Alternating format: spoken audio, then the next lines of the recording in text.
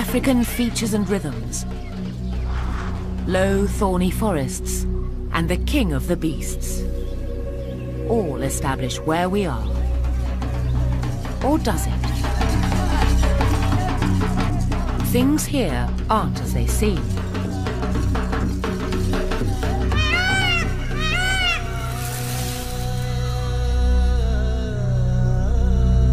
Peacocks are not found in Africa. And this isn't your familiar story of lions on the savannah.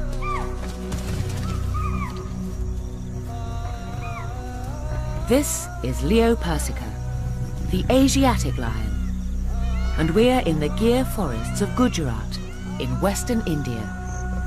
In their remarkable journey back from the brink of extinction, the lions of Gir have reclaimed lost territories and even colonized new habitat. This is the story of the fall and rise of the last lions of India.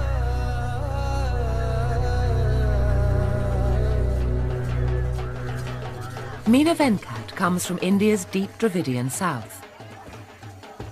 She's completing her PhD on one of the world's rarest large predators. The lions have been here since time immemorial. The Siddhis, as they're called, came later to the Gir, perhaps in the 18th century, with an East African princess who married the Nawab of Junagadh, the local Indian ruler. The Asiatic lion is quite different from its African cousin. Physically, they have a distinctive fold of skin down their bellies, and the males have smaller manes. But the real difference is in how they organise their social lives. Where in Africa prides are much larger and mixed, here in India, lions live in small female-run groups, mature males only joining briefly to mate.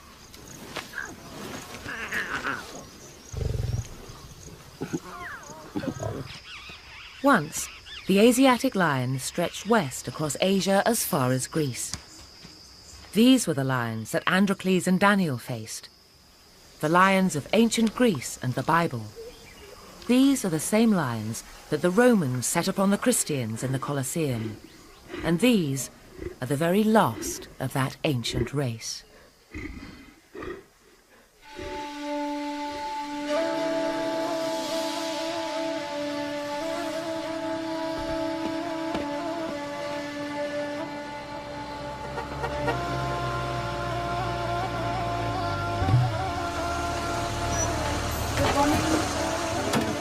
Each morning, Meena and her trackers leave the small town of Sasson. They drive into the Gir forest.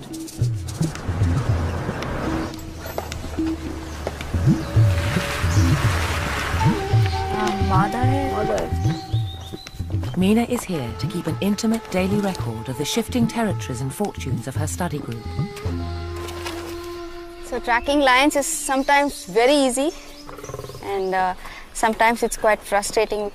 Now there's a cheetal alarm call there, so there's one more lead.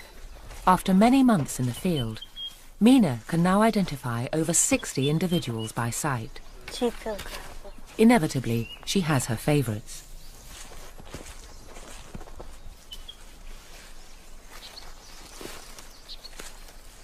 There's a lion there.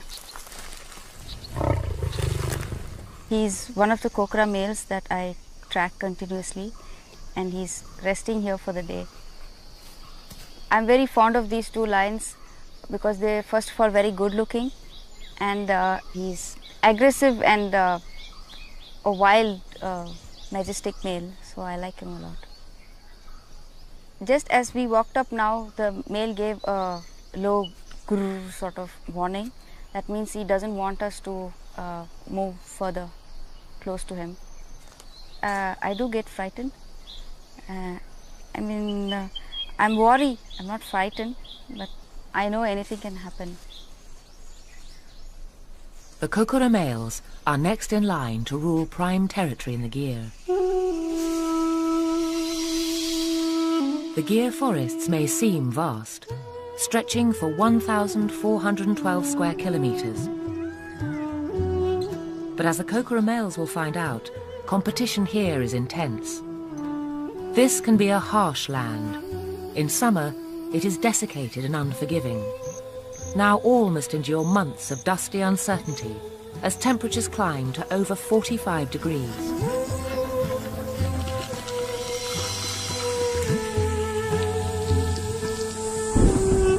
It's also a place of transformations.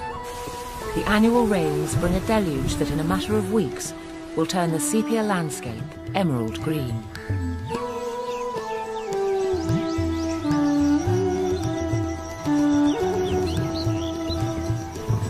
Between these extremes, the Gir plays a fickle host to one of the highest concentrations of carnivores in Asia.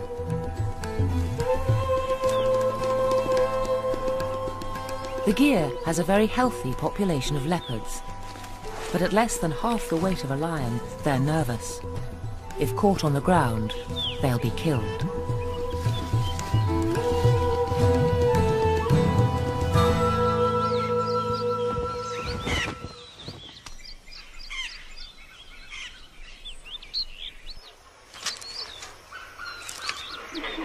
Over 300 species of birds and 36 species of reptiles have made the Gir their home.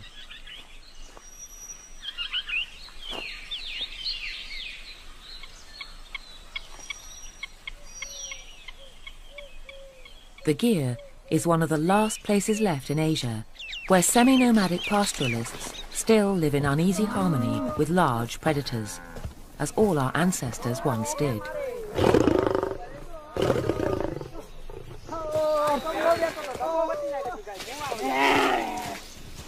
The Maldari have been here for centuries, grazing their herds beneath the noses of their large feline neighbours, returning each night to the safety of thorny stockades called nesses.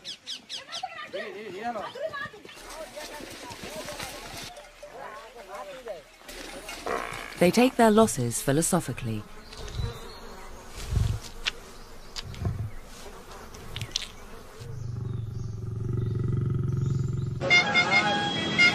Modern India encircles this timeless world. But despite the growing human population of India's billion citizens, it's here that one of the most remarkable conservation success stories is taking place.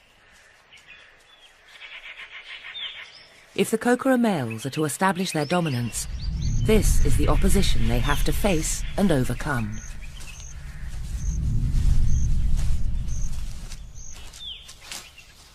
Male Asiatic lions often form coalitions to patrol shared territory. Usually related, they join to hunt and unite to drive off rivals.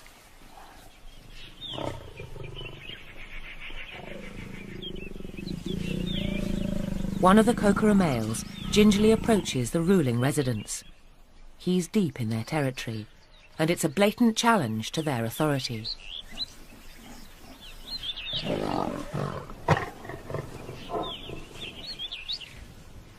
These grizzled veterans have seen many territorial battles, but age is now beginning to show.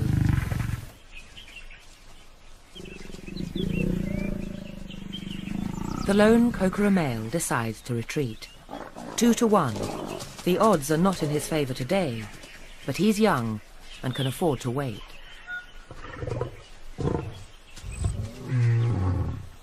The veterans rule for another day.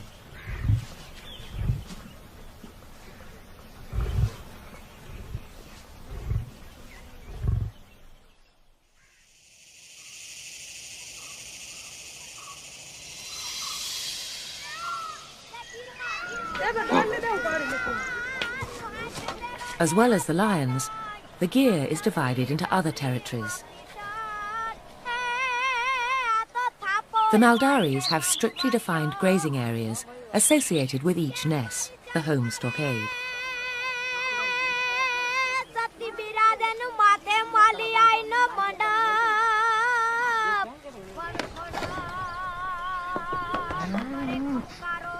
The Maldaris' lives revolve around the unchanging routines of taking their cattle and buffaloes out of the ness at first light, grazing and returning at dusk.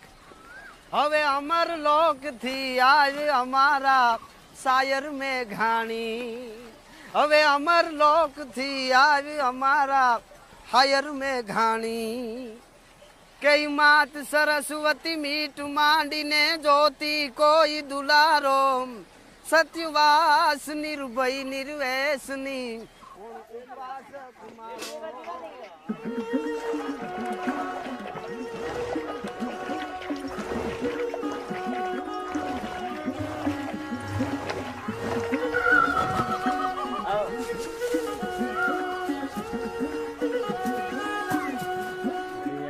It would be easy to romanticize the Maldari's world. But pastoralists and predators don't mix, as some Maldaris know from personal encounters with the lions.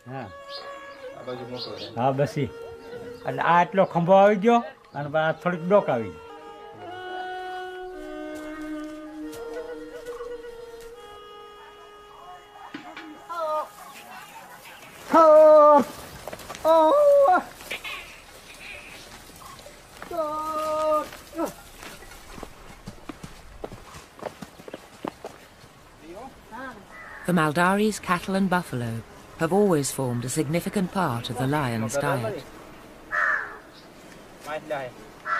Strict vegetarians, the Maldaris keep cattle solely for milk. If an animal is killed by the lions, it has no further value for them and is abandoned to the local carnivores.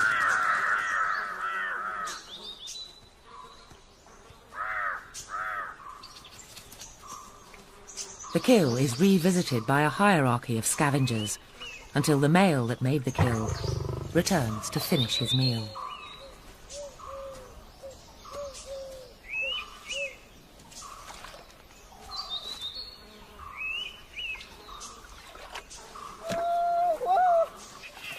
Late afternoon, and the herdsmen start to call in their cattle and buffaloes.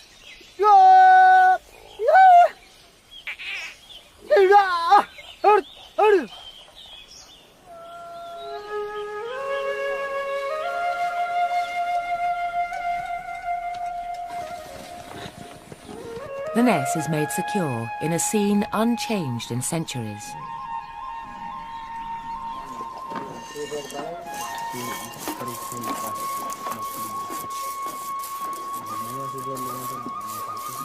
In the patriarchal world of the Ness, roles and responsibilities are clearly demarcated.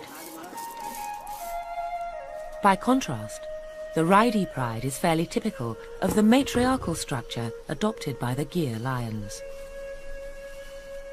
The group is led by an adult female and includes her eldest daughter, now 2.5 years old. Below her are 3 younger cubs, 2 female and 1 male, now almost a year old.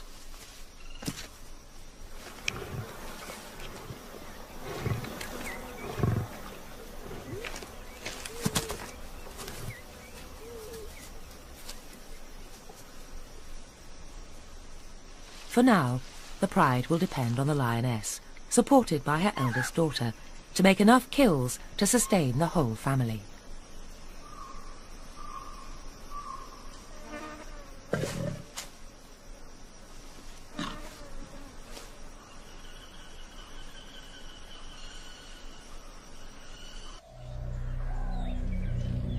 Once inside the thorny walls, the cattle are safe.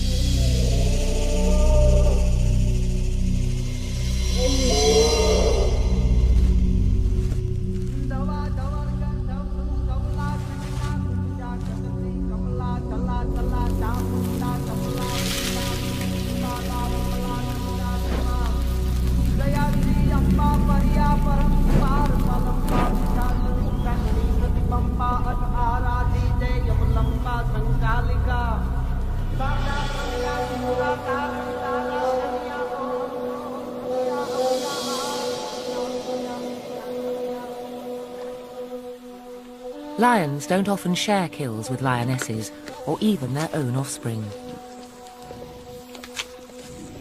If the Raidi pride is going to eat, they'll need to kill afresh. Their inexperience shows, especially on a full moon when the herds can see them coming a long way off.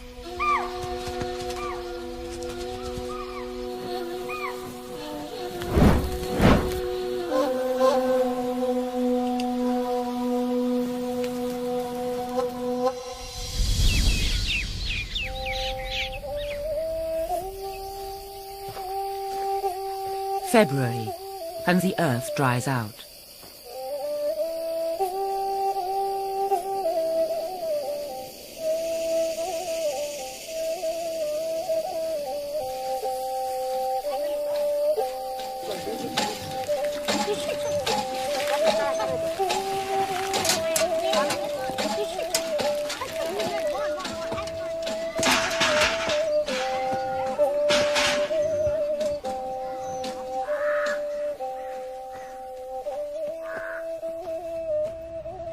March and high summer turns to drought.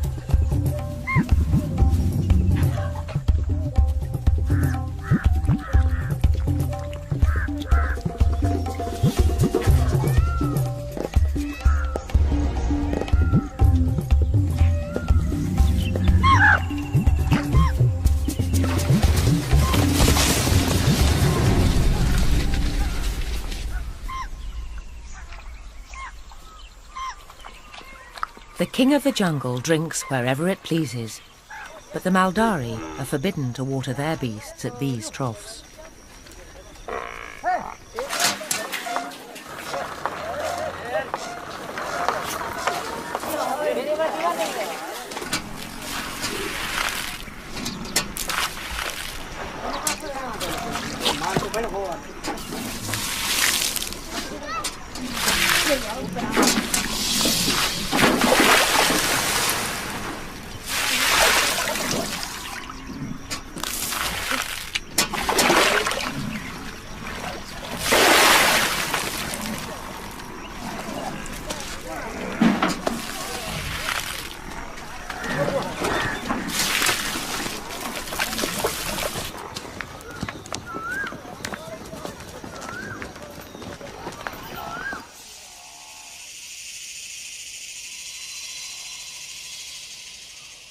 Today, the Gir lions enjoy considerable protection, getting what they need, if not on a plate, then on a very large concrete saucer. It's unusual to see males with cubs. Asiatic lions are not well known for their tolerance or paternal instincts.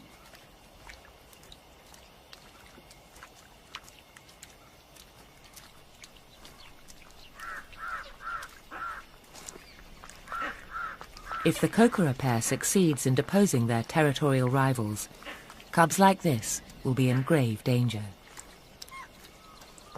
With each regime change, infanticide is a brutal but effective way of bringing the neighbourhood females back into season and ensuring the new male's paternity. Today, the dangers the lions face are more from one another than from man. But until very recently, this was not always so. Shikari, or big game hunting, had always been a favourite pastime of India's ruling elite. But with British rule and the arrival of modern rifles, the slaughter of both tigers and lions accelerated and populations crashed. In 1900, the Nawab of Junagadh invited Lord Curzon, the British Viceroy, here to his hunting lodge in the Gir. But when it was discovered that there were less than 20 animals left, Nawab and Viceroy decided that the time had come to try and save the few remaining animals. India's last lions had come within a cat's whisper of oblivion. Once protected, the lions' population grew steadily.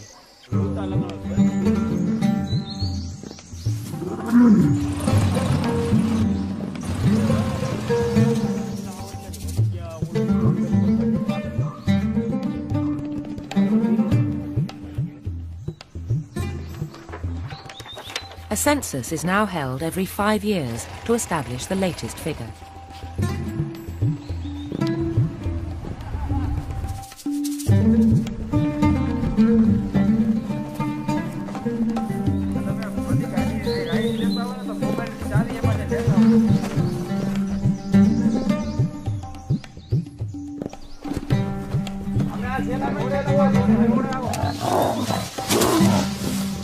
The Ridey Pride is found quarrelling in the undergrowth over a wild boar kill.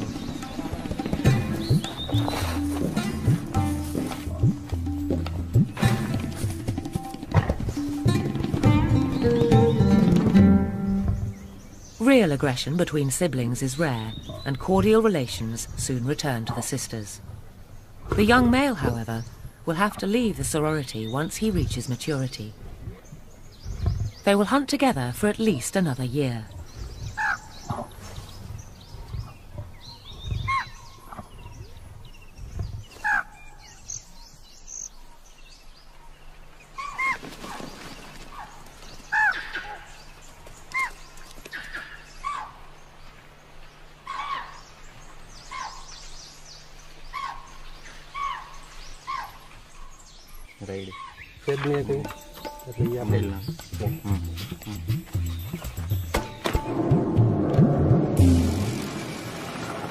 This is Junagadh, the Nawab's old capital. Today, the man in charge is the Conservator of Forests, Bharat Pathak.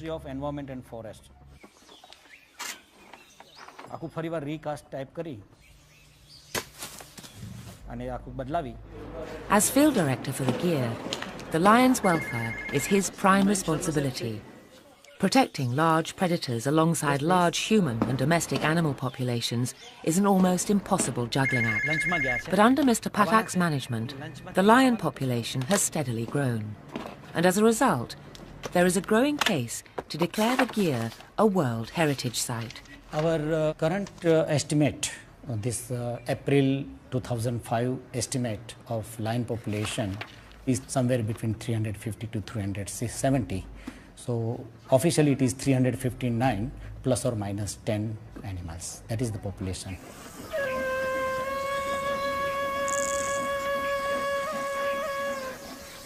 For 100 years, Leo Persica has fought for its survival. But today, it faces the new problem of not being too few, but of being too many.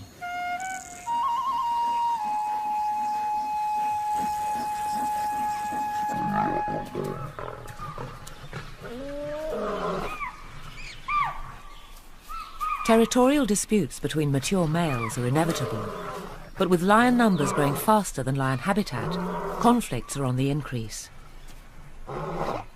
Young and powerful, the Kokora males, as expected, have met and defeated their veteran rivals.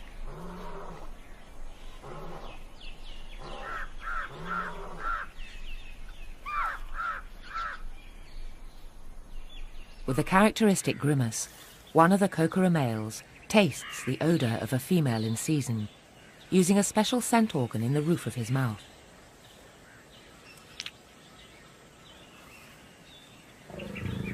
He is quick to claim the spoils of his victory.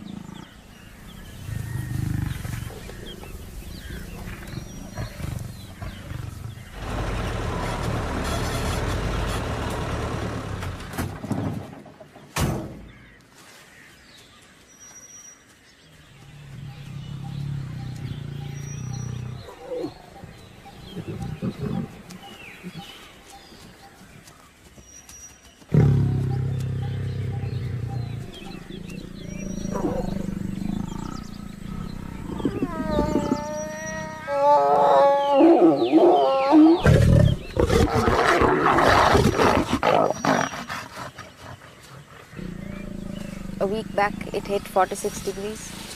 It's a terribly hot summer day, and usually mating is rare during summer, and this is a rare event here. But the monsoon is approaching in another couple of weeks, and from my observation, mating happens throughout the year, but there are peaks. Usually the mating peak is during winter time. Amazingly, her presence is tolerated, even during mating, when males are at their most aggressive and unpredictable.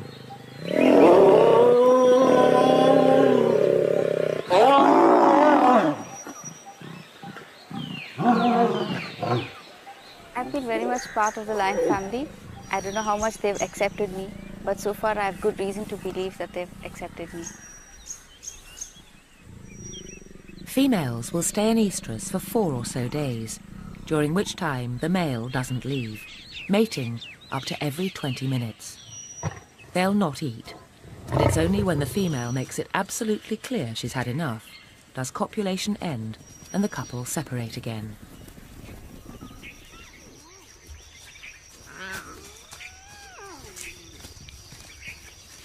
Around 110 days after mating, the young are born. She'll normally give birth to 2 or 3 cubs. Today's question is, will there be enough room for everyone in the gear? Sharp teeth soon make suckling painful. The lioness is keen to introduce her young family to meat. In this case, another local Jafrabadi buffalo. After a few days marinating in the tandoori-like temperatures of high summer, the putrefying meat is tender enough even for the cubs.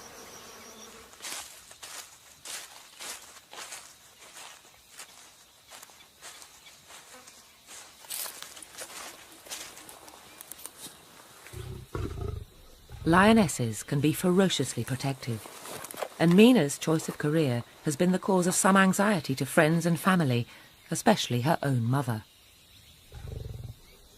Last year, my mother had visited me and we had taken her along, and she was very afraid because I was in this sitting like this, and she felt that if a lion rushed and I was in a losing position and I couldn't get up and run away or something, so till that time she went, boarded the train and left. She said, "Don't do that. At least you have to."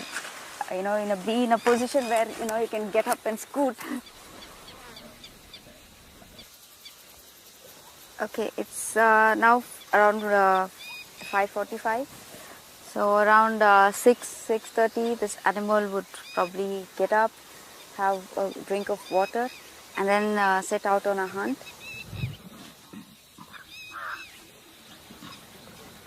There she's about to get up.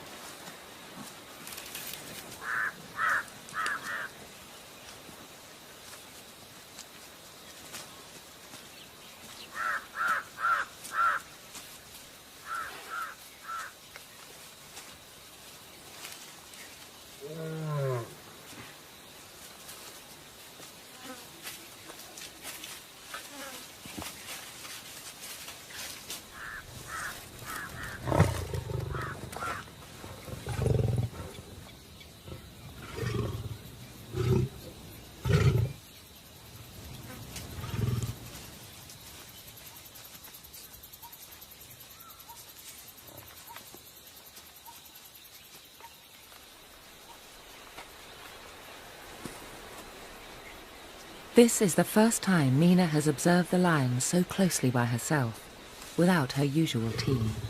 And without my trackers today.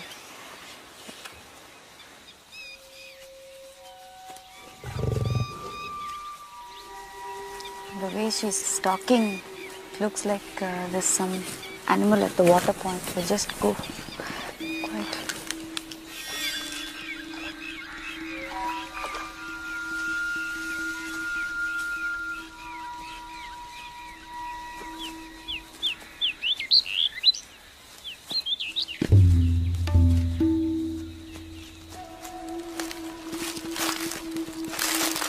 I think she's gone looking for a kill. I think we should let her be and hope that she makes a kill tonight.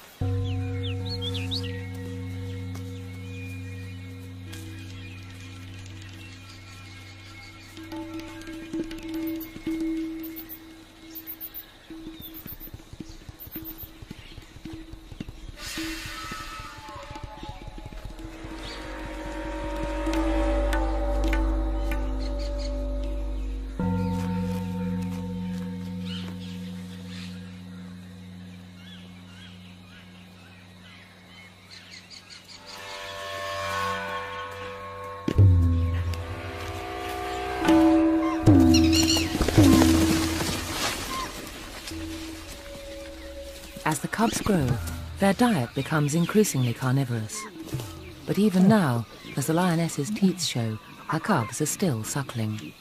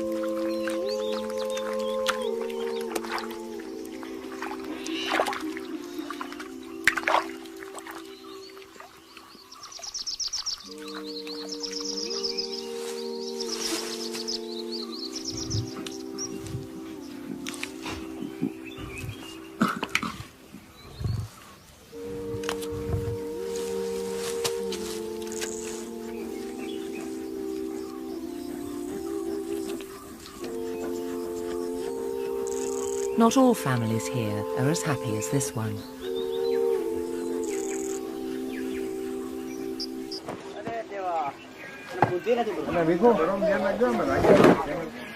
With lion numbers growing, the Forestry Department has been compensating Maldari families to relocate outside the Gir with their cattle. The plan is to reduce the pressure on grazing and to allow the numbers of deer and antelope, the lion's natural prey, to increase.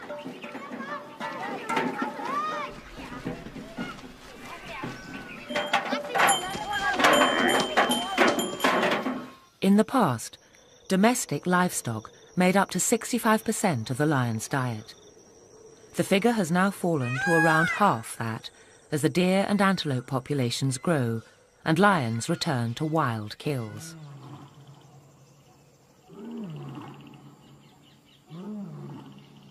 As the moon wanes, the advantage of surprise passes from prey to predator.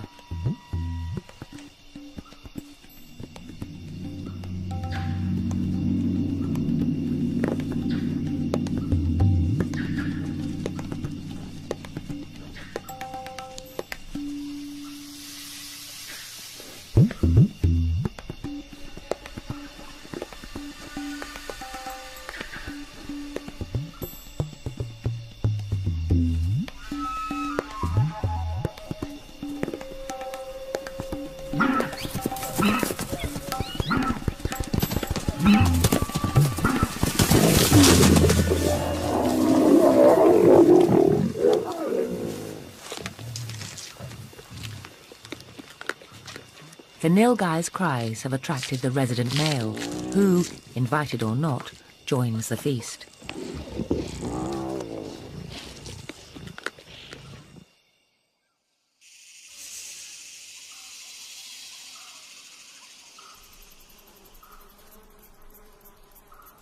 After consuming a fully grown female nilgai, even the normally timid deer seem to know that the Raidi pride are too full to hunt today.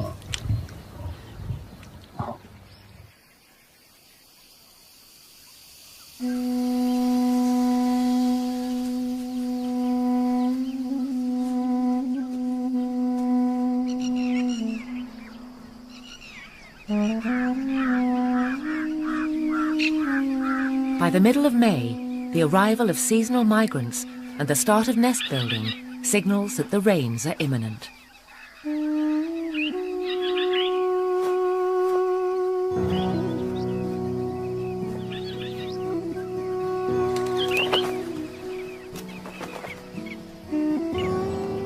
According to local folklore, if the lapwings lay their eggs low in the riverbed, the rains will fail. The higher the ground they choose, the better the monsoon.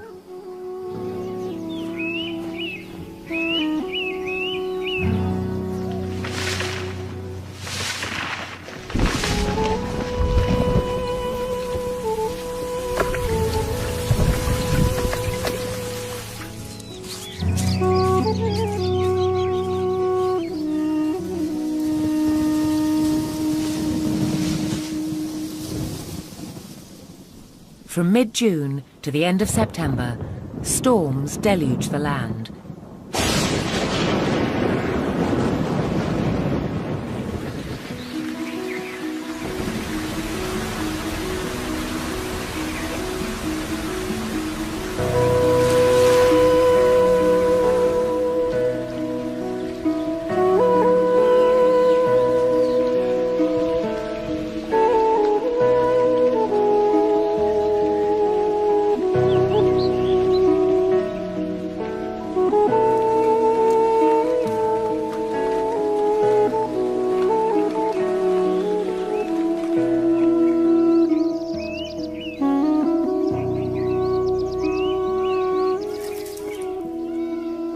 On the high ground, the lapwings have got it right.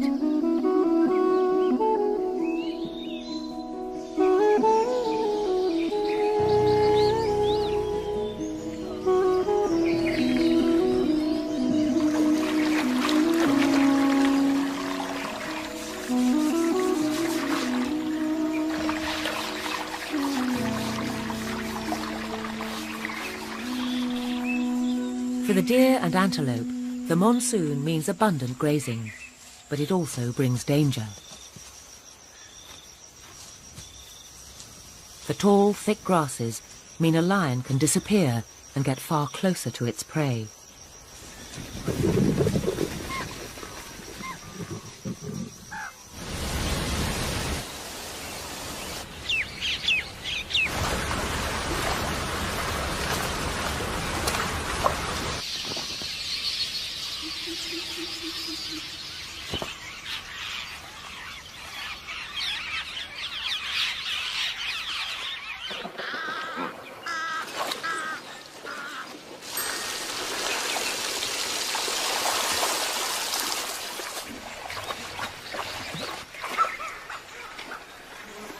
The post-monsoon flush brings clouds of insects. For some, the flies are a torment. For others, they're a blessing. In times like these, even a crested hawk eagle is tempted to try the seasonal fare. As soon as the rains stop, the land starts drying out almost immediately.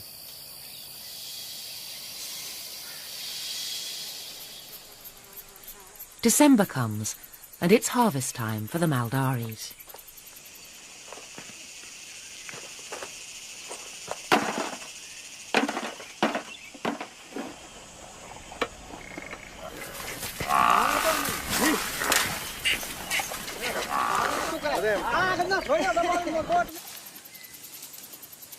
Women make hay, while the men celebrate their prowess as guardians of the precious herds.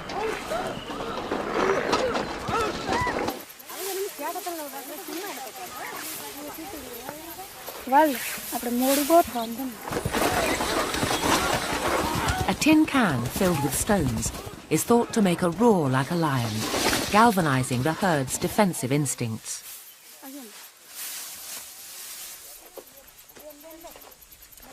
The highly traditional world of the Maldaris seems a timeless and unchanging part of the gear. But the number of Maldari families has more than halved in the last 10 years, leaving more grazing for the lion's natural prey.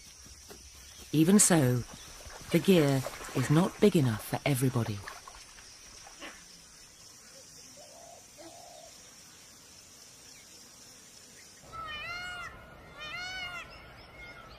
With the world's entire population of Leo Persica encircled by an ever-growing human presence, the risks are obvious. An outbreak of canine distemper, or rabies, is a potentially catastrophic possibility.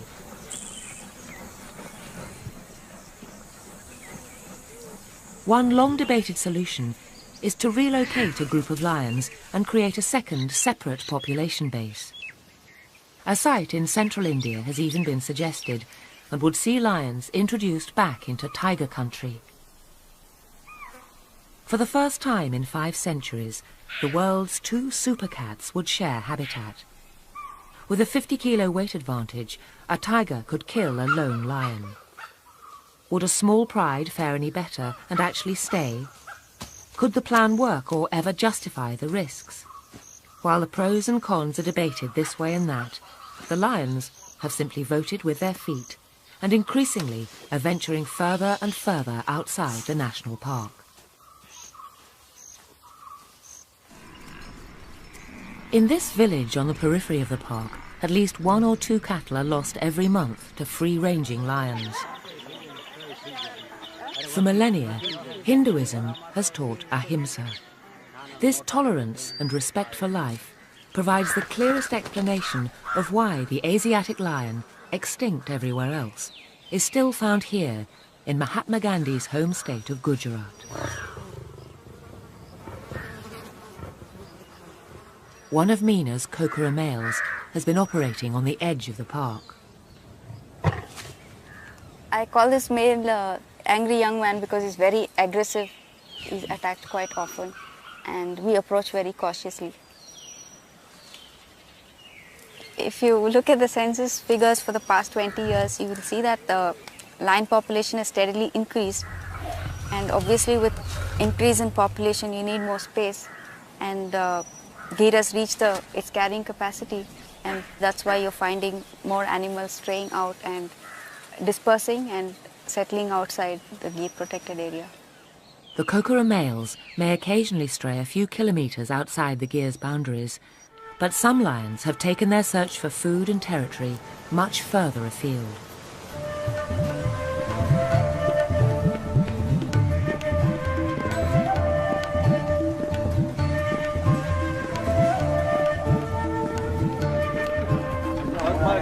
"35 kilometres south of the Gir, in a thin, thorny strip of acacia scrub, a small group of lions have created a home for themselves.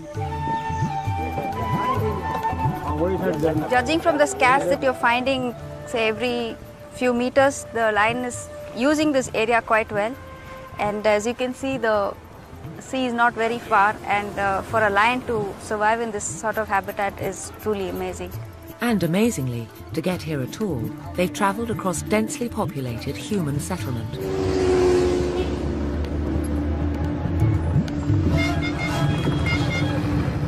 The lions have been living off these large herds of antelope that have also established themselves along the coastal belt.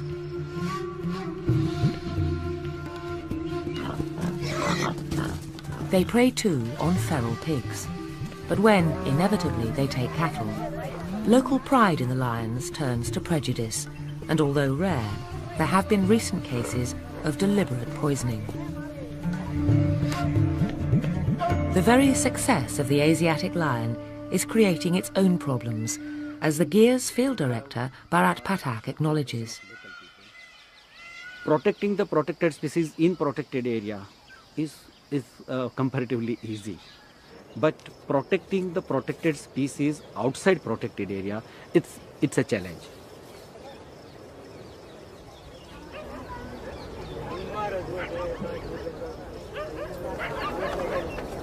She's dead, but the doctor, we are awaiting the doctor, veterinary doctor, to come and confirm what went wrong. There are no external injuries. There is some internal problem. There is so few Asiatic lions existing today, and each life is so precious. It's very sad to lose a female, a prime age female, and she looks so healthy. So it would be interesting to know what went wrong. The autopsy was inconclusive, but did reveal that the lioness was carrying unborn cubs. Meena goes in search of her mate, who cannot be far away.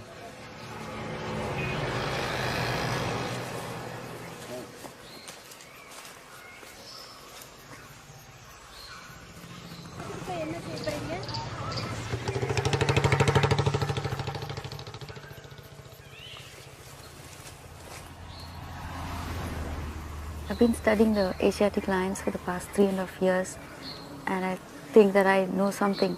And then I come to the coastal habitat and I see the lions here, and I'm really amazed because it's so close to people and the environment is so different. It just shows the surviving skills of the Asiatic lion. There's so much human activity around us, yet the lion is so unperturbed.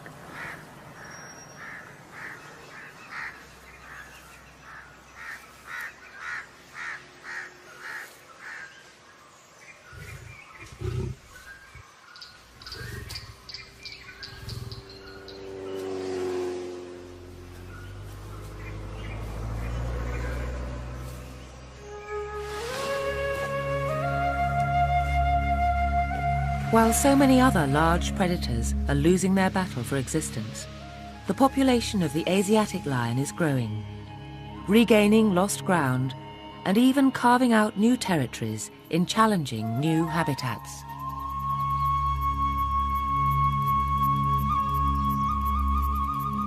An eccentric local spelling of Lion's Sanctuary, painted on a freshwater trough, is proof that lions have not only found their way to the coast, but also into the hearts of the villages of Vadodara.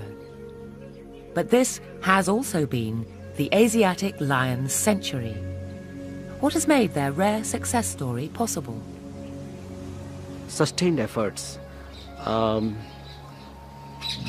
local people and by governments, and the cultural support, the local support. It continued throughout the century. It has become a pride over a period of time that yes, Gir and Asiatic lion, they are the pride of the country. It's been a century since the Nawab and the Viceroy decided to spare the last of India's lions. Today, the future for the Raidi pride, the Kokora males, and the 350 or so other individuals finally looks secure.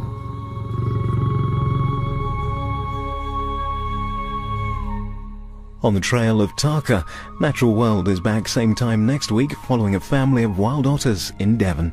Up next on BBC Two, one of the most elusive of British mammals, the stoat, and following that, having to cope with the loss of a mother. Touching stories in My Heart Belongs to Dad.